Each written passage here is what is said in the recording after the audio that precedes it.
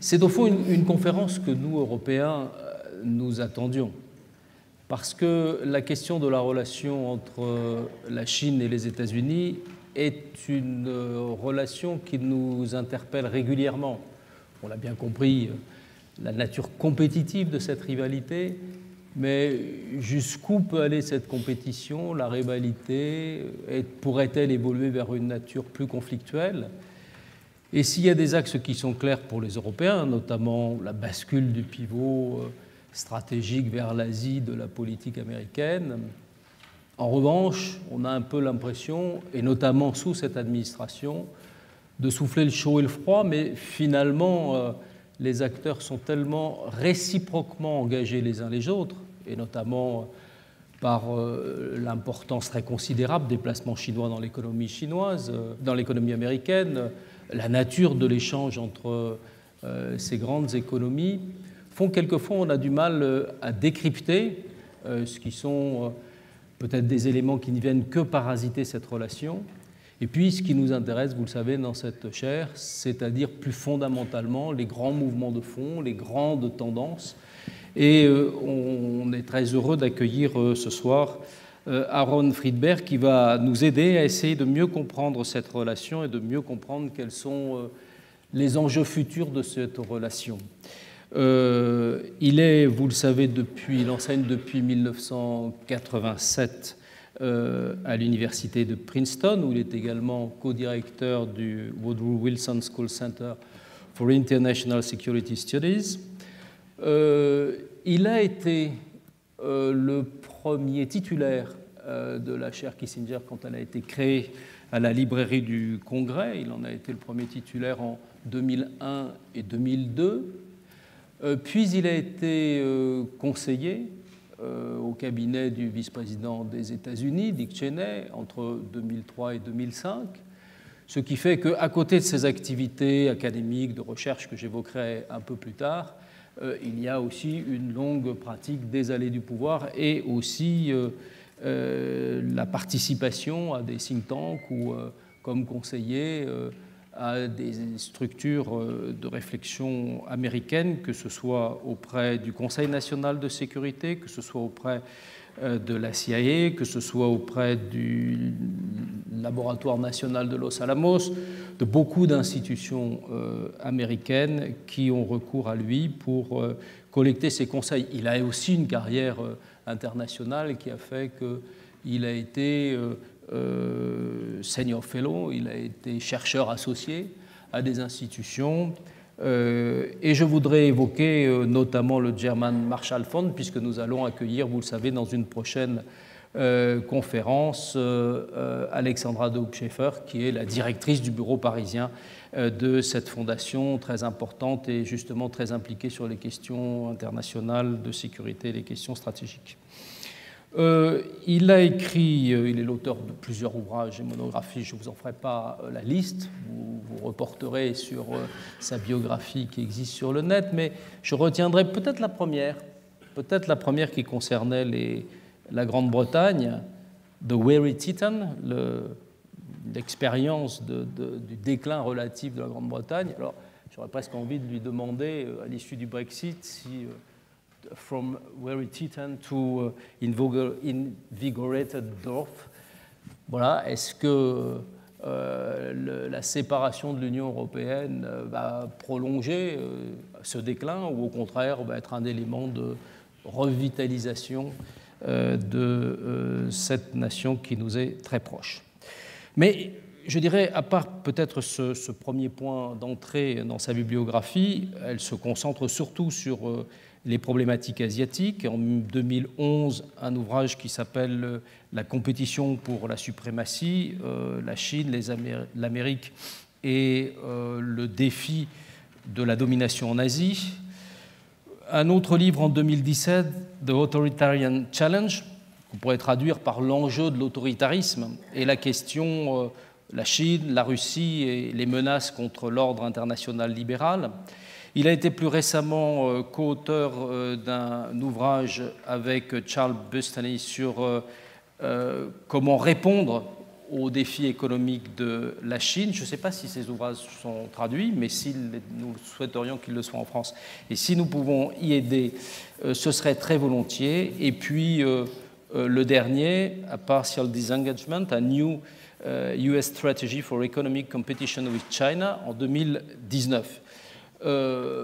Donc nous sommes particulièrement heureux de l'accueillir ce soir et de profiter de ces lumières sur cette question que je posais à l'instant en introduction. Et puis pour débattre avec nous ce soir, on a fait appel, ce qui nous arrive quelquefois, à un journaliste, un spécialiste des questions d'Asie, Dorian Malowitz, qui est le chef du service Asie au quotidien La Croix.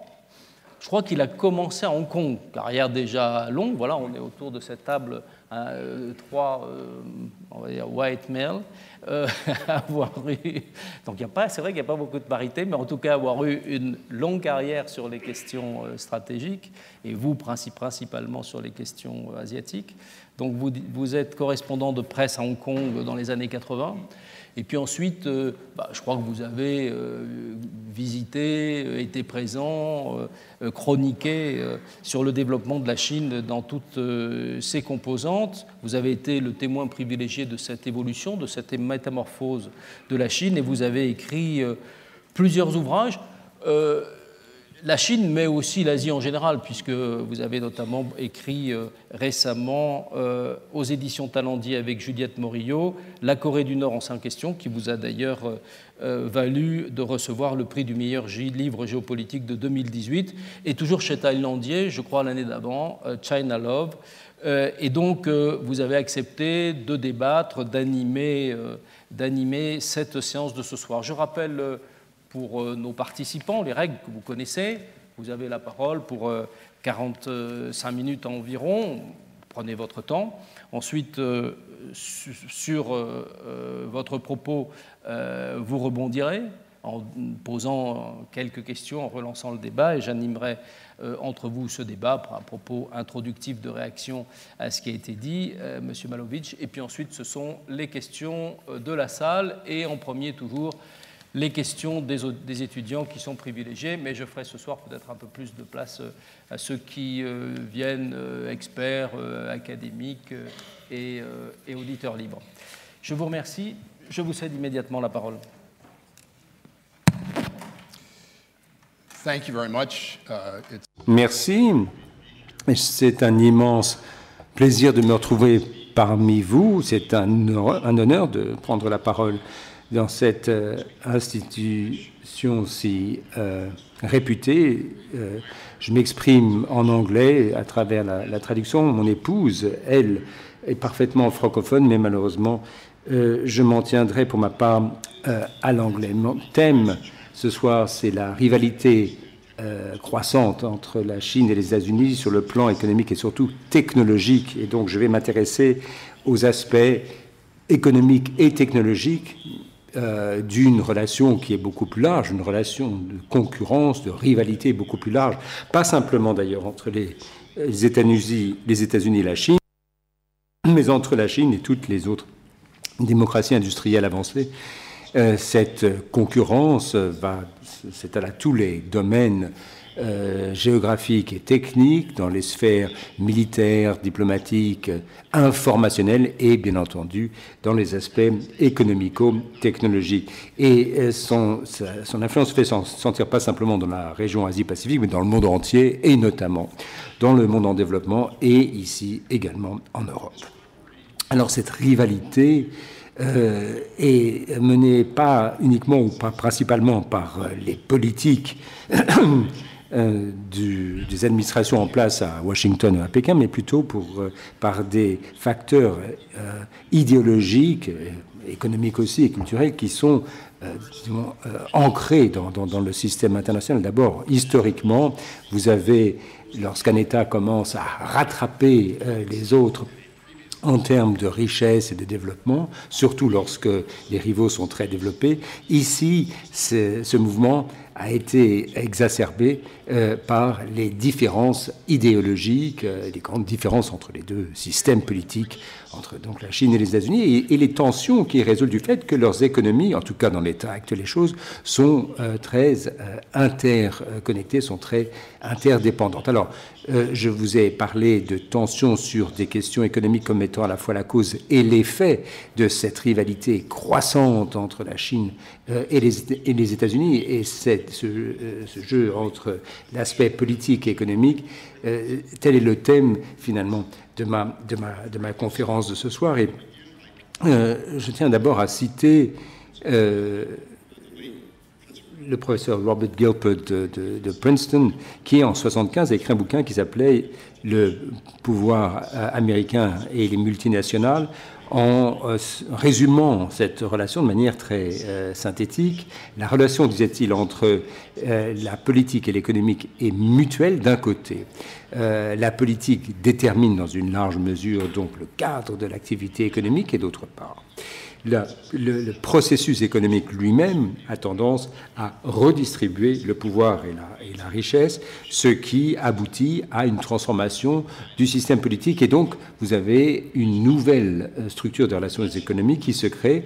Ainsi, conclut-il, la dynamique des relations internationales dans le monde moderne est une fonction essentiellement des interactions réciproques entre l'économie et la politique. Alors, la plupart des historiens de l'économie s'accorderont à dire qu'au cours des 2 derniers siècles, il y a eu finalement 2 ères et demie de mondialisation, des périodes pendant lesquelles l'économie mondiale, ou des parties importantes de cette économie, s'est intégrée de manière très dense. Et ces vagues de mondialisation ont été menées par des innovations technologiques qui ont réduit considérablement le coût du déplacement des biens, des personnes, des capitaux, mais qui ont été facilitées également par développement géopolitique, un changement dans la distribution, la répartition du pouvoir ou la structure du système international. Et la première ère de mondialisation a duré près d'un siècle, au début des années 1820, s'est accéléré dans les années 70 pour s'effondrer en 1914 avec la Première Guerre mondiale, l'apparition de la Première Guerre mondiale, l'apparition du moteur à vapeur, les voies de chemin de fer, les vaisseaux transatlantiques et l'électricité, tout cela aboutissant également à l'invention du télégraphe, a été la première grande ère technologique. Et sur le plan géopolitique, vous aviez l'émergence de la Grande-Bretagne qui était la nation la plus puissante, la plus riche après la défaite des guerres napoléoniennes et l'apparition donc de la révolution industrielle.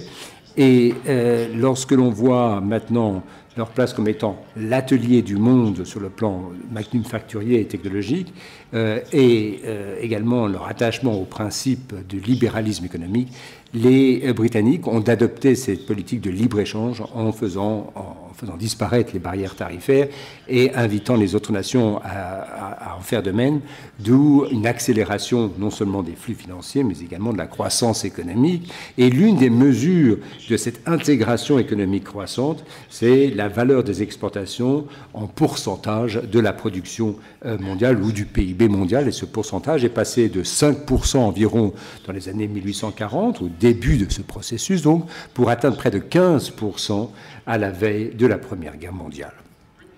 La Grande-Bretagne a bénéficié de ce processus, bien sûr, mais d'autres pays également.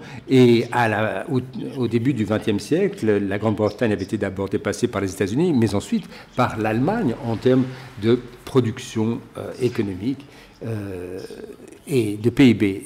Évidemment, la croissance, la montée de l'Allemagne a déstabilisé le système international et a jeté, en fait, en quelque sorte, les bases de la Première Guerre mondiale, en tout cas les prémices de la Première Guerre mondiale. Mais la puissance des États-Unis, de son côté, a permis aux puissances alliées de rééquilibrer les choses et gagner la guerre contre l'Allemagne. La Première Guerre mondiale a donc mis un terme à la première ère de mondialisation, puisque le commerce mondial s'est effondré et ne s'est jamais vraiment remis, en raison de la dépression qui a suivi la Première Guerre mondiale, le repli protectionniste, nationaliste dans la plupart des pays, et puis évidemment la déclaration d'une nouvelle guerre mondiale après 20 ans d'une trêve fragile, et à la fin des années 30, à la veille donc de la Deuxième Guerre mondiale, la part du commerce dans le PIB mondial était revenue où elle était un siècle auparavant, à peu près 5%. Donc 5%, presque 15% en 1914 pour revenir à 5% en 1938. De 1939 à 1989, vous avez une deuxième expansion spectaculaire des échanges et de l'intégration économique, mais cette fois-ci, cette vague n'a touché qu'une partie du globe pour y inclure à la fin les grandes démocraties industrielles d'Europe occidentale, d'Amérique du Nord et d'Asie de l'Est qui est intégrée dans l'Occident, mais cela n'incluait pas le monde communiste, à savoir l'Union soviétique et ses pays satellites, ou la Chine. Ces États-là étaient exclus par l'Occident, mais ces pays se sont exclus eux-mêmes puisqu'ils préféraient l'autarchie à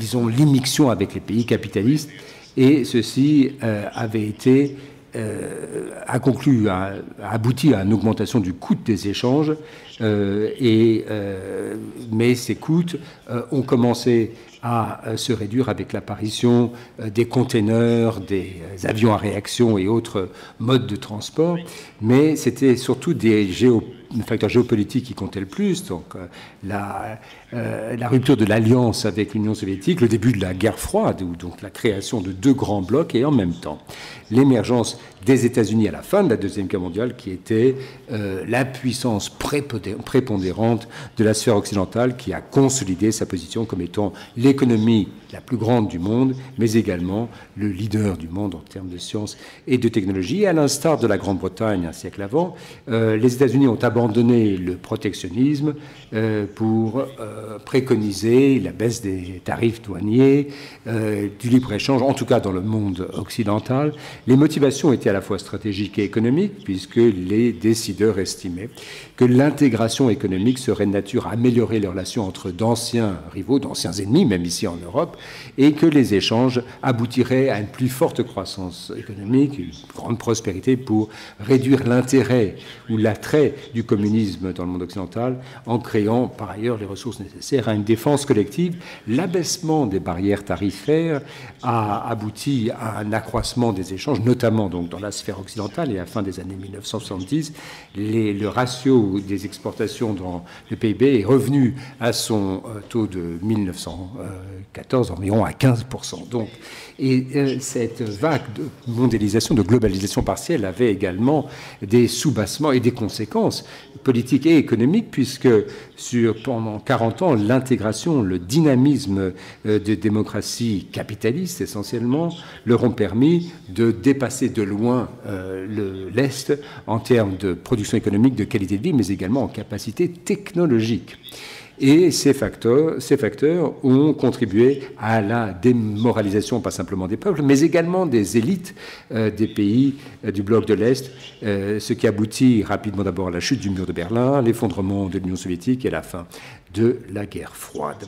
Ce qui nous amène à la deuxième grande vague de mondialisation, sur laquelle nous nous trouvons actuellement, mais qui pourrait, elle aussi, arriver à son terme. Le facteur technologique, évidemment, c'est les informations, la technologie de l'information, la révolution numérique, la puissance informatique, mais également la vitesse et le débit des télécommunications qui avaient commencé dans les années 90, mais qui ont vraiment décollé à la fin des années 90 avec le développement de l'Internet. Et ne serait-ce qu'un des facteurs de l'ampleur de ces transformations, c'est que la part de toute l'information transmise par les télécommunications en 1986 pourrait, pour toute l'année, 86 pourrait en 1996, 10 ans plus tard, se transmettre en 2 millièmes de seconde.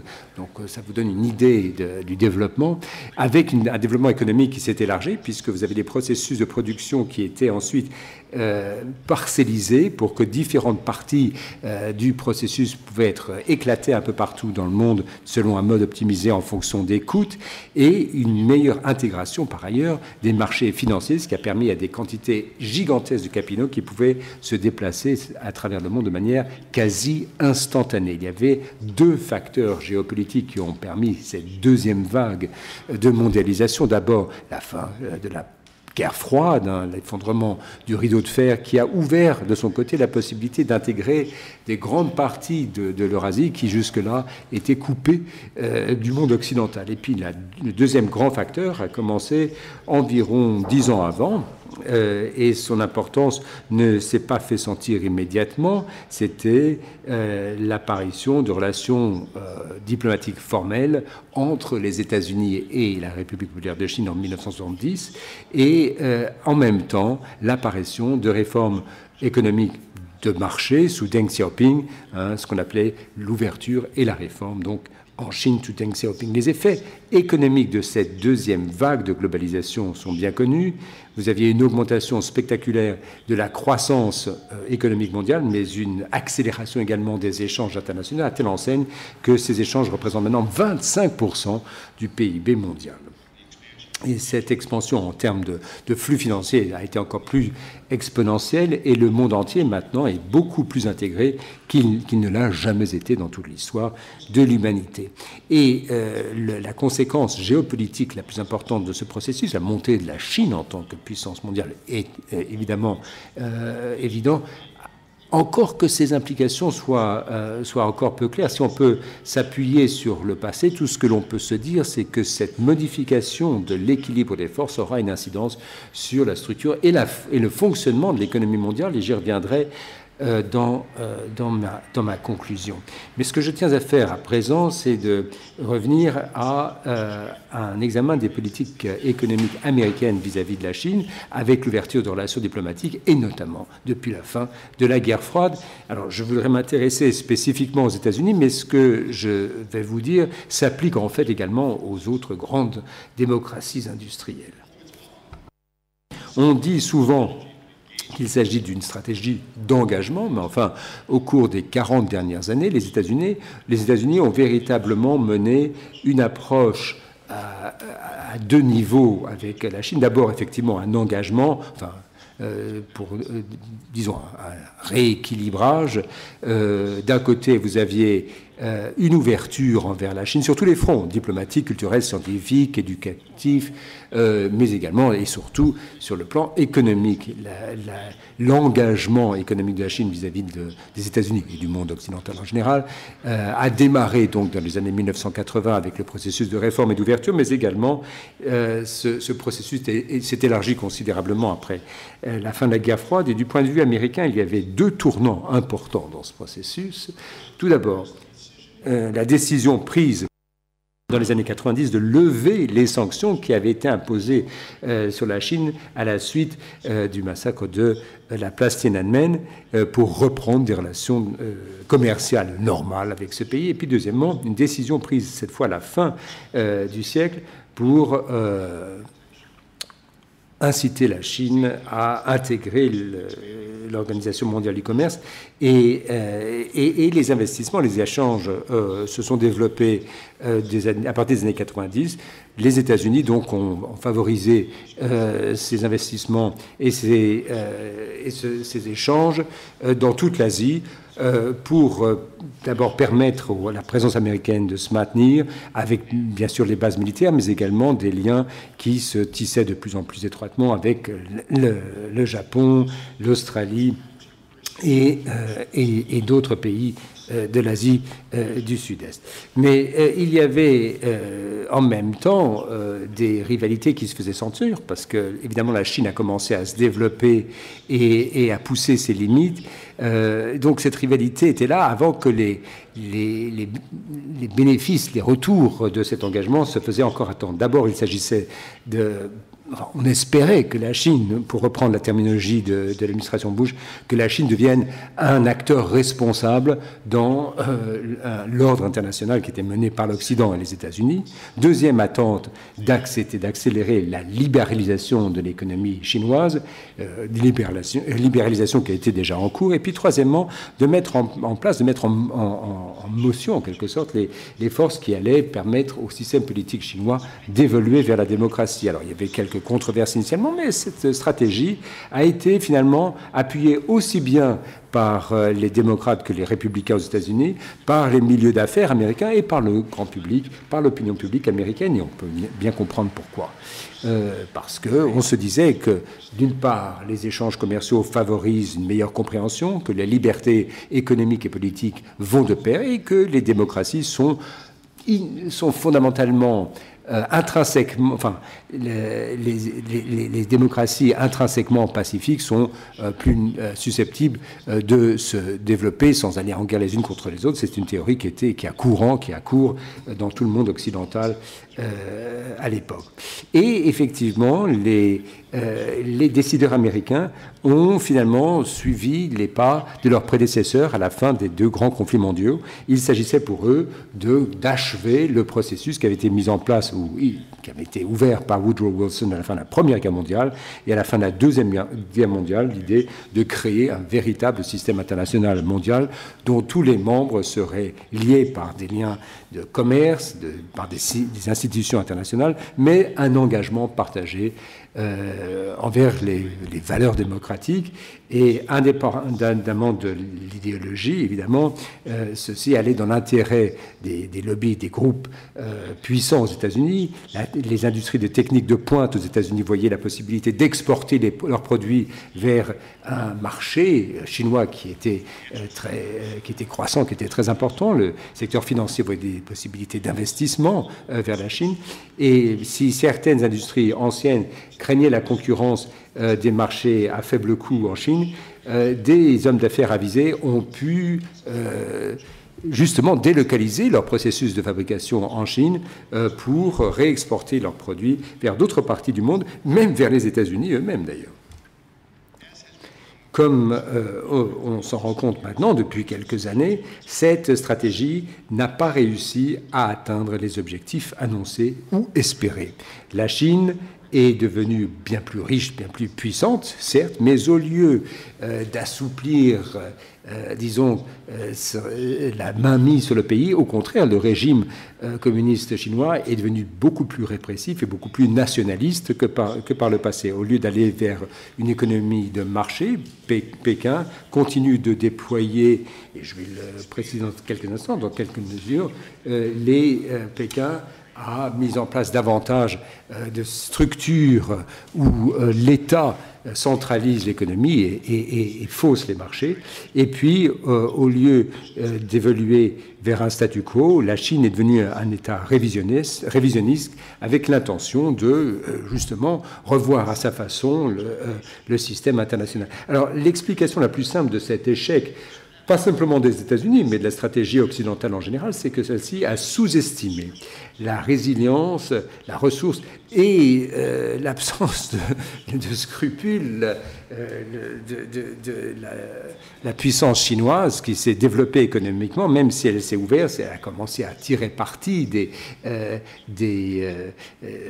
liens avec les États-Unis et le monde occidental. Les dirigeants chinois ont quand même ont œuvré pour maintenir la mainmise sur le pays, sur l'économie et surtout sur le peuple chinois, avec un mélange de surveillance, de répression, de cooptation et de propagande et même d'endoctrinement nationaliste. Les dirigeants chinois ont pu s'enrichir, accroître leur puissance sans avoir à modifier fondamentalement le système politique ou économique, sans abandonner leurs ambitions et sans, en tout cas jusqu'à une date récente, sans provoquer de réactions particulièrement marquées du monde occidental. Ainsi, les dirigeants chinois ont mis en place une stratégie qui, jusqu'à présent en tout cas, a neutralisé, même contré notre propre stratégie ici en Occident. Et ceux qui préconisaient l'engagement dans le monde occidental estimaient que cet engagement amènerait la Chine progressivement vers la libéralisation économique, avec moins d'entreprises d'État, un rôle réduit de la planification centrale économique, jusqu'à ce que la Chine finisse par ressembler aux autres grandes puissances industrielles. Il y avait une logique dans ce processus qui annonçait davantage d'efficience, une meilleure croissance, une croissance plus stable, et c'est précisément pour ces raisons que c'était la voie qui était préconisée par tous les économistes et experts occidentaux, et même par de nombreux économistes et dirigeants chinois. Mais les attentes de cette convergence appuyaient sur une incompréhension des véritables principes sur lesquels s'appuyait le système politique chinois. Les dirigeants du Parti communiste chinois ne sont peut-être plus des marxistes pur jus, mais ils ne sont pas non plus, disons, des capitalistes à leur balbutiement. Leur philosophie se décrit plutôt comme étant des nationalistes mercantiles qui ne cherchent pas la richesse, mais la puissance. Finalement, l'objet principal de l'activité économique n'est pas d'améliorer le bien-être de la population, mais d'accroître la puissance, la mainmise du Parti communiste chinois vis-à-vis de la sphère intérieure, mais également de la scène internationale. Et cette croissance accrue nécessite pas simplement une accumulation de ressources, de capacités, mais également de nouvelles relations, une réduction de la vulnérabilité chinoise, en tout cas vis-à-vis de l'influence extérieure, l'influence notamment économique d'autres acteurs, et au contraire, un accroissement de la capacité de la Chine, elle, à influer sur les autres. Le Parti communiste chinois, dans une certaine mesure, a pu s'ouvrir aux forces du marché, aux entreprises privées. C'était d'ailleurs la tendance qui avait cours dans les années 90 et au début des années 2000, mais l'élite du système n'avait aucune intention d'abandonner purement et simplement le rôle du Parti communiste comme étant l'arbitre et l'architecte du développement économique chinois. Ceci étant dû au fait que si le parti laissait libre cours à l'économie de marché, le pouvoir politique se retrouverait réduit, et puis l'élite et les familles et amis des sphères d'élite, habitués au statu quo, n'avaient pas l'intention de quitter un statu quo aussi avantageux. Et donc, rétrospectivement, on voit que la tendance vers un système disons, tourné dans le marché, a finalement commencé à décliner après l'entrée de la Chine dans l'OMC, où le régime a pris, sous Hu Jintao, une nouvelle direction, et cette tendance, en fait, s'est accélérée et est devenue de plus en plus évidente avec l'arrivée de Xi Jinping en 2012. 2013, et comme Hu avant lui, Xi Jinping s'est rendu compte qu'il fallait mettre en place un nouveau modèle pour remplacer le modèle qui avait favorisé la croissance de la Chine pendant les 30 premières années de la période de réforme.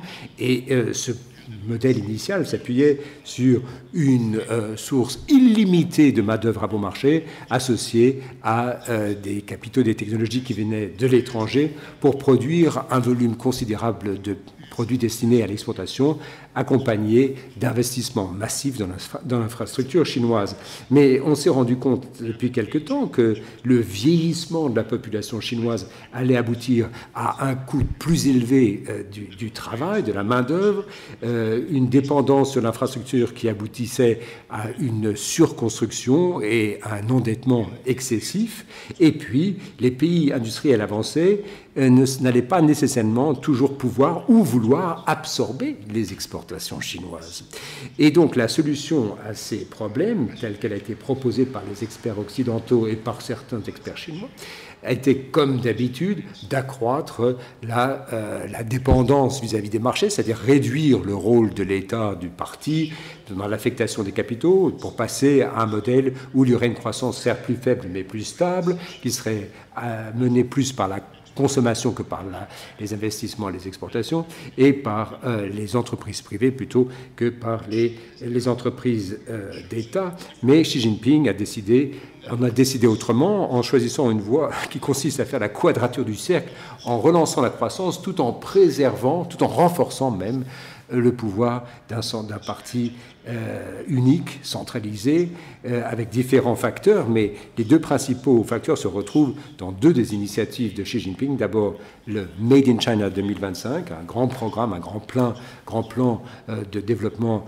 industriel et technologique qui avait été annoncé dès 2015, et puis évidemment la nouvelle route de la soie, qui est un programme de développement des infrastructures en dehors de la Chine annoncé. Donc en 2013, quelques mots sur chacune de ces deux initiatives.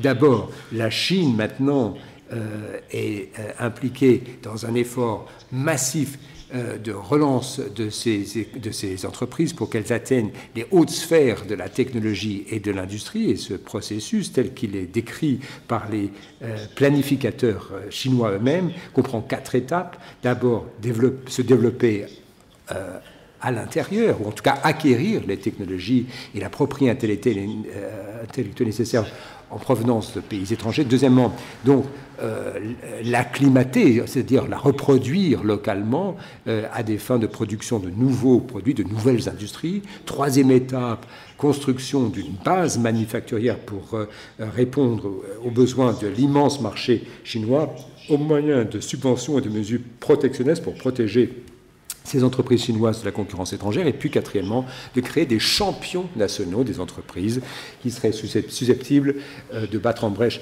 leurs concurrents pour gagner d'immenses parts de marché à l'échelle mondiale. Les dirigeants chinois espèrent que le progrès technologique pourra apporter des solutions à presque tous les grands enjeux actuels. La quatrième révolution industrielle, c'est-à-dire la robotique, l'intelligence artificielle en production industrielle, pourrait booster la productivité et assurer sa croissance, alors même que la population chinoise vieillit et commence à se stabiliser. Les grandes technologies d'intelligence artificielle, d'échantillonnage de l'ADN et autres pourraient apporter des solutions économiques et rentables aux problèmes réels de contrôle et de surveillance de l'immense population chinoise.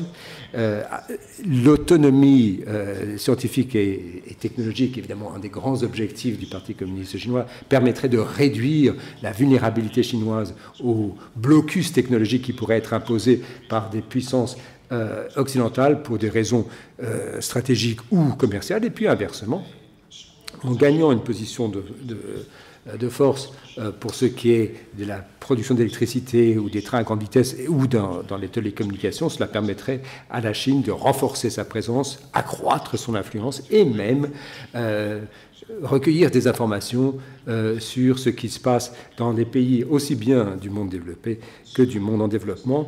Et c'est justement l'inquiétude par rapport à cela qu'on a le problème actuel, le débat actuel en Europe et dans le monde occidental, quant à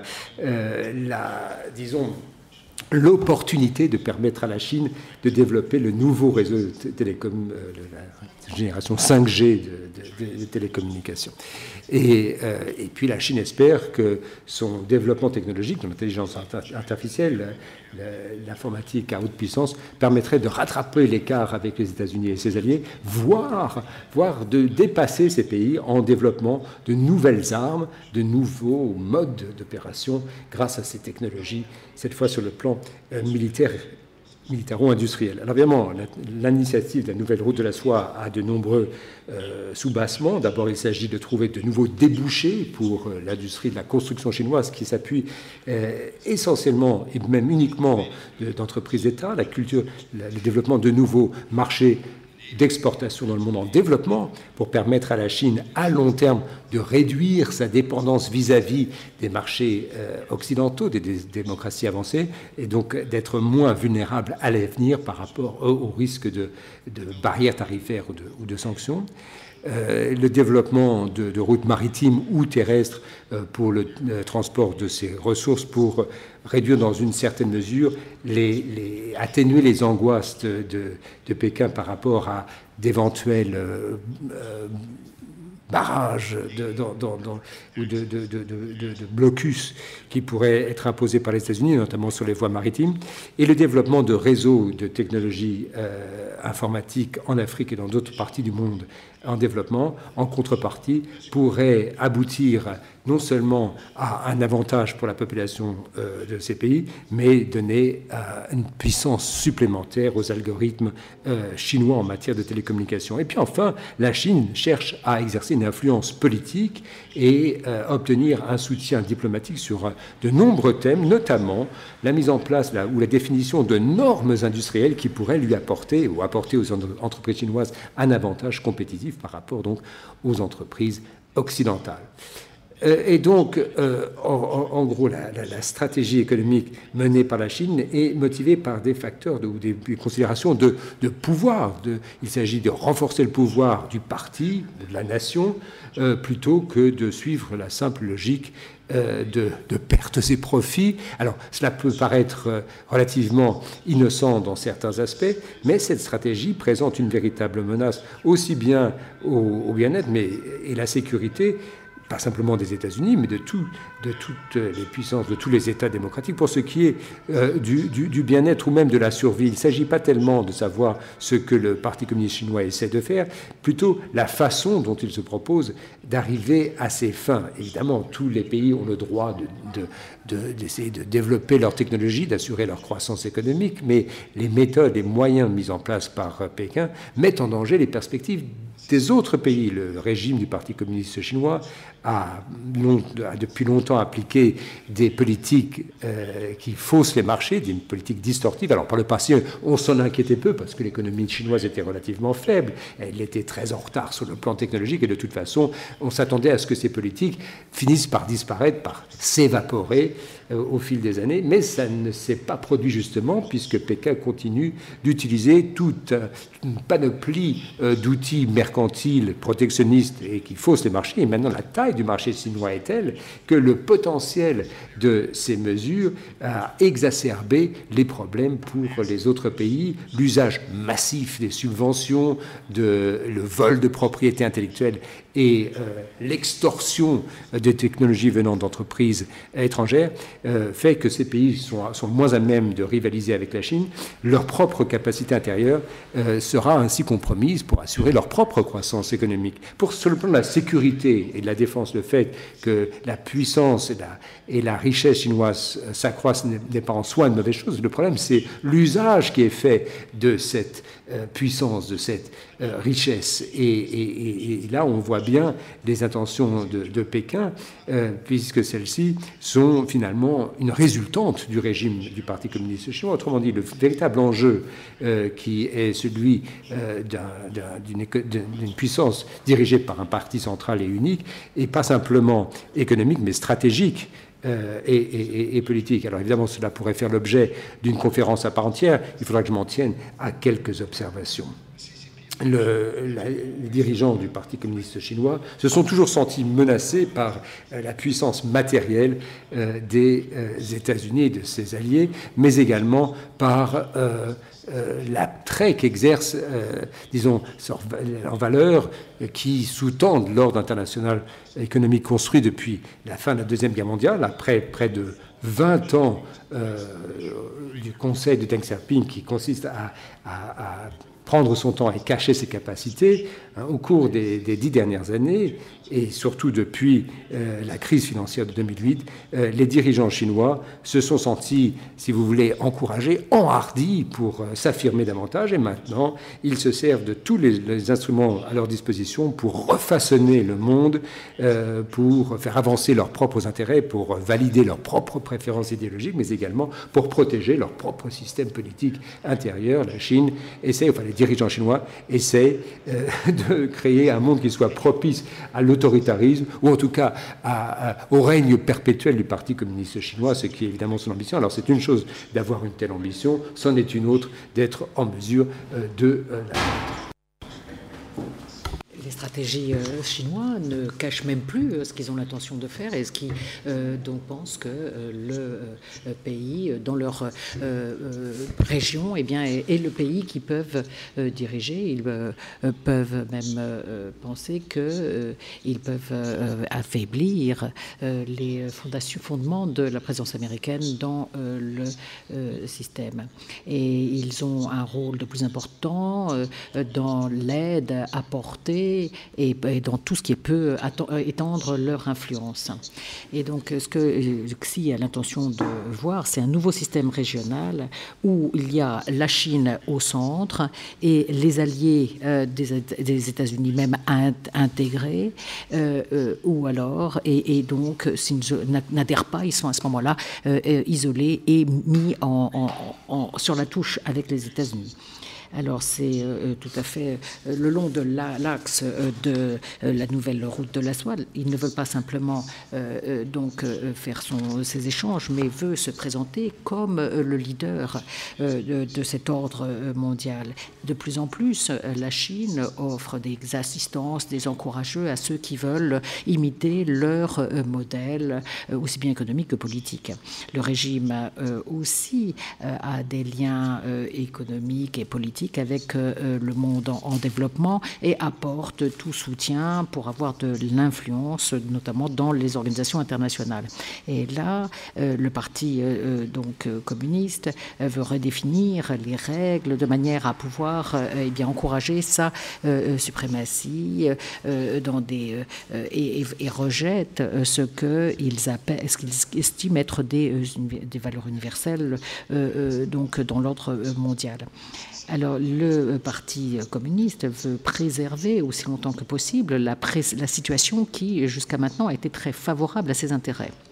Et en tenant la promesse de bénéfices permanents, mais aussi avec la perspective d'une déglobalisation, eh bien, il donc pourrait eh bien, encourager des mesures beaucoup plus dures, tout en ayant, eux, accès aux technologies. Et dans le domaine économique, mais aussi plus généralement, Pékin veut, ou Beijing veut eh bien, apporter une réponse collective. Ils veulent continuer à construire sa puissance et sa force. Et il y a un plan vraiment d'arrogance, mais aussi de super susceptibilité. Et donc, le Parti communiste essaie de réglementer l'expression dans les sociétés et veut même réduire au silence tout critique contre le système. Alors, on ne peut pas dire qu'il y a un consensus sur la sévérité du défi qui est posé par la Chine et même aux États-Unis ou dans des pays développés. Néanmoins, je crois qu'il est juste de dire qu'il y a de plus en plus la reconnaissance que le problème existe et que les politiques passées, eh bien, pour traiter de cette question, eh bien, s'est avéré vaine. Et les États-Unis, au cours des 3 dernières années, avec l'administration Trump, a été particulièrement active et ça a essayé de trouver une solution à ce qu'ils considèrent comme une dimension technologique et économique du défi posé par la Chine. Et donc, il a initié, on parle donc de guerre commerciale, mais en fait, je pense qu'il y a une guerre des barrières tarifaires et puis une guerre technologique. La guerre donc des barrières tarifaires, eh bien donc considère à augmenter les taxes sur les biens chinois importés et l'objectif c'est d'obliger la Chine à s'ouvrir et à abandonner donc ses politiques de protectionnistes. Et d'autre part, l'objectif est le même que les États-Unis et d'autres pays industrialisés avancés ont poursuivi pendant des décennies. mais simplement, elle est faite avec des moyens beaucoup plus coercitifs et beaucoup plus forts. Mais pour le moment, on en est à l'impasse. La Chine a fait quelques promesses mais néanmoins, on n'a montré aucune volonté à faire le genre de changements qui sont exigés par les États-Unis. Et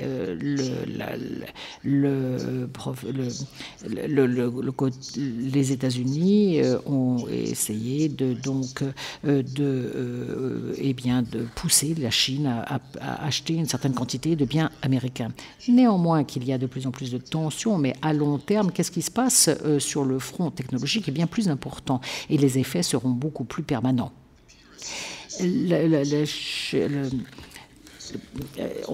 Ils ont essayé, le Parti communiste a essayé d'écarter les États-Unis du marché de la technologie pour des raisons de sécurité, mais aussi parce qu'elle voulait encourager et favoriser des entreprises nationales à se développer. Mais dans le même temps, elle a cherché à garder son accès à la technologie occidentale.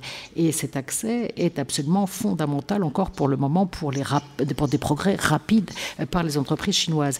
Et les États-Unis et d'autres nations ont été très ouvertes. La Chine a toujours été très fermée dans ce domaine de la technologie. Et donc l'idée, c'est essayer de régler cette asymétrie et qu'il y ait vraiment des flots de technologiques aussi bien dans les deux sens. Et donc les entreprises chinoises se trouvent face à de nouvelles règles, notamment luttant contre l'espionnage de la part de la Chine aux États-Unis. Les entreprises chinoises sont aussi interdites sur les marchés États-Unis. Alors, les États-Unis ont bien dit que la Chine a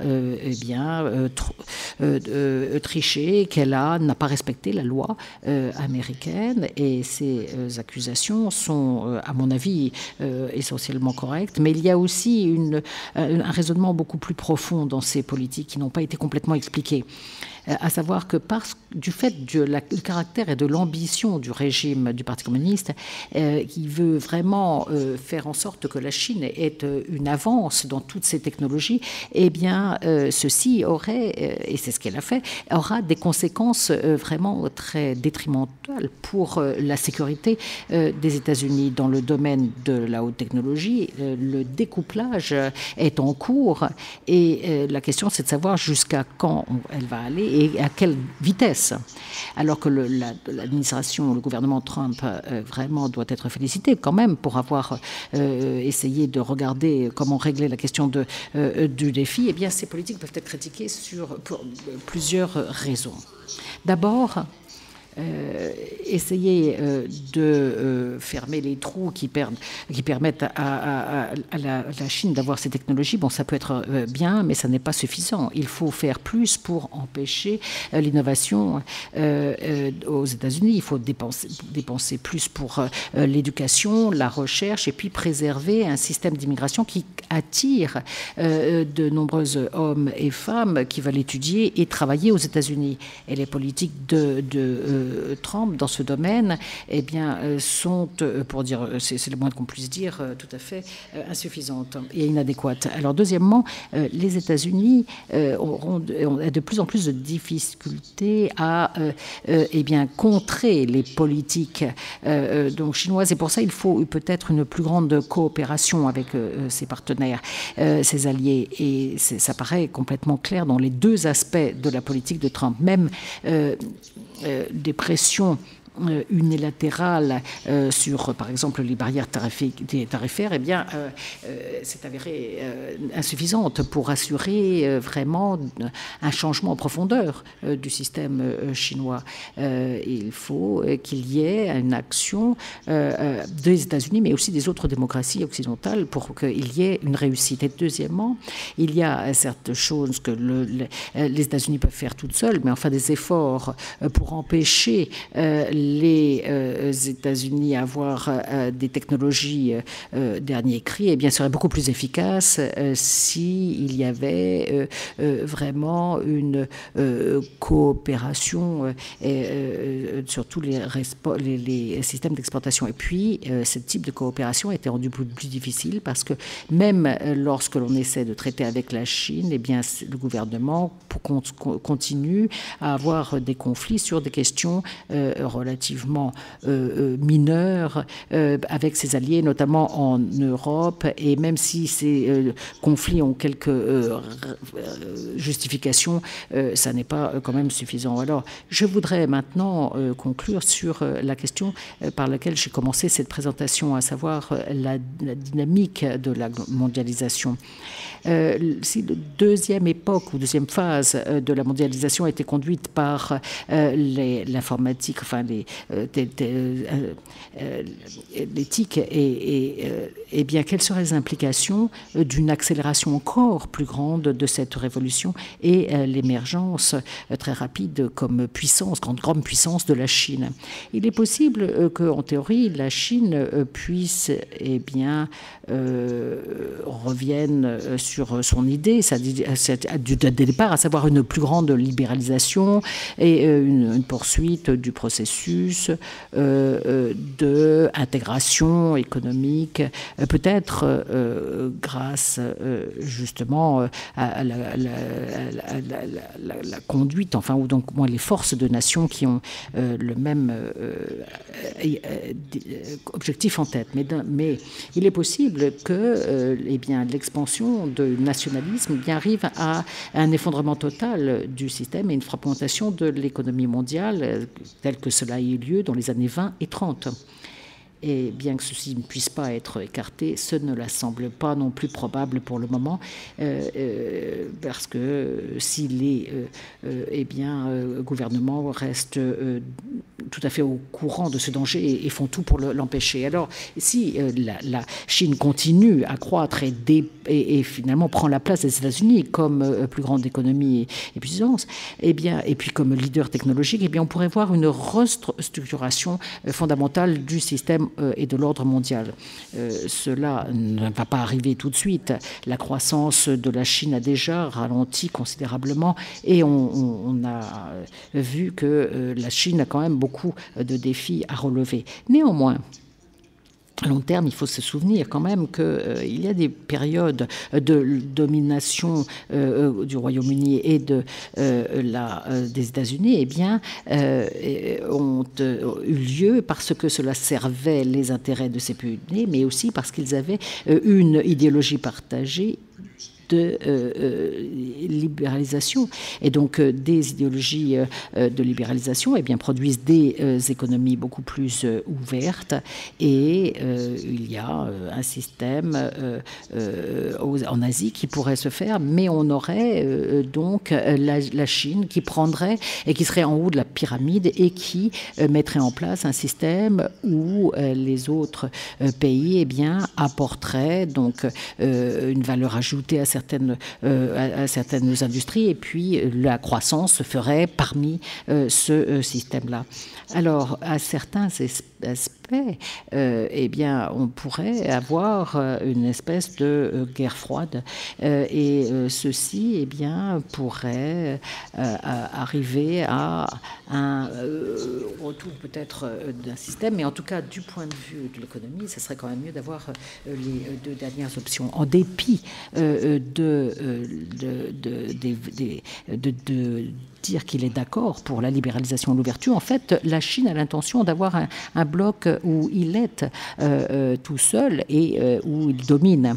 Et il préférerait bien entendu que des pays eh bien, restent divisés et donc comme ça il pourrait s'en servir. Alors prenant finalement les démocraties de l'Europe, de l'Asie et du monde avancé, eh bien on a 60% de la production donc économique, alors que la Chine représente 15%. Alors si ces pays peuvent réussir à régler leurs conflits conflit, se mettre d'accord sur des standards pour la protection des données, etc., et d'autres questions, eh bien, il pourrait former un groupe économique extrêmement puissant et qui pourrait, eh bien, commander la prospérité tout en défendant leurs intérêts et qui serait ouvert à l'inclusion d'autres, peut-être même incluant à un certain moment la Chine, à partir du moment où elle adhère aux mêmes principes.